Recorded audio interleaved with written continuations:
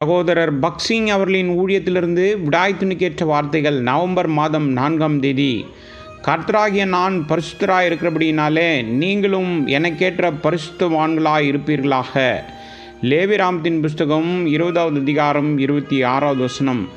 நாம் மிகவும் பலவீனமாக இருக்கின்றோம். நமக்கு ஒவ்வொரு தருணத்திலும் ஒவ்வொரு சூழ்நிலையிலும் தேவனுடைய கிருபை தேவையாகும்.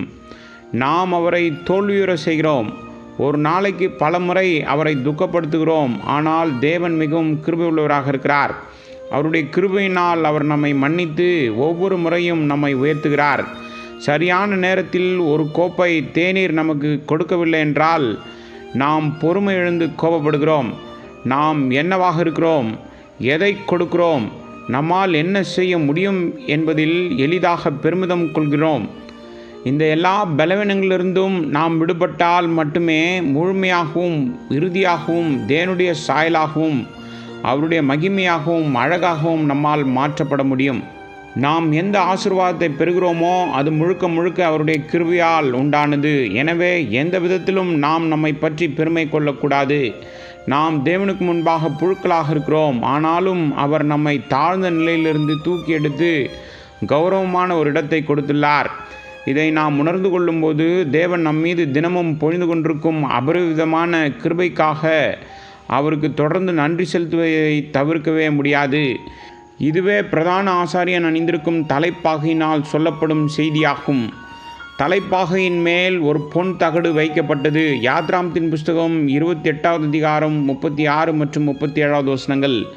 அதில் இந்த வார்த்தைகள் எழுதப்பட்டிருந்தன: கர்த்தருக்கு பரிசுத்தம். இதுவே நமது தினசரி குறிக்கோளாக இருக்க வேண்டும். நம்மை தேவனுக்கென்று பரிசுத்தமாக வைத்திருக்க வேண்டும். நம்முடைய தேவன் பரிசுத்தமான தேவன். நம்முடைய தேவன் பட்சிக்கிற அக்கினியாக இருக்கிறாரே. எபிரேயருக்கு நிருபம் 12வது அதிகாரம் 29வது வசனம். நம்மை போன்ற பலவீனமான மனிதர்கள் அவருக்கு முன்பாக எப்படி நிற்க முடியும்? மல்கியா தீர்க்கதரிசியின் புஸ்தகம் 3வது அதிகாரம் 2 மற்றும் 3வது வசனங்கள். நாம் அவருடைய பரிசுத்தத்தின் பங்காளிகளாகவும் பிரகாசிக்கும் சுத்த பொன்னை போலவும் ஆக வேண்டும் என்று அவர் விரும்புகிறார். இந்த நோக்கத்திற்காக அவர் நம்மை தொடர்ந்து சிட்சிக்கிறார். எபிரேயர் நிருபம் 12வது அதிகாரம் 10 மற்றும் 11வது வசனங்கள். இந்த சிட்சைகள் நமக்கு பல சுத்திகரிப்பு அக்கினியை போன்றது.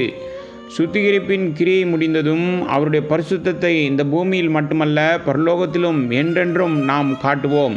இறுதியாக நாம் தேவ மகிமையிலும் தேவனுடைய அழகிலும் பங்காளிகளாக ஆக்கப்பட்டு தேவனுடைய பரிபூரணத்தினால் நிரப்பப்படுவோம்.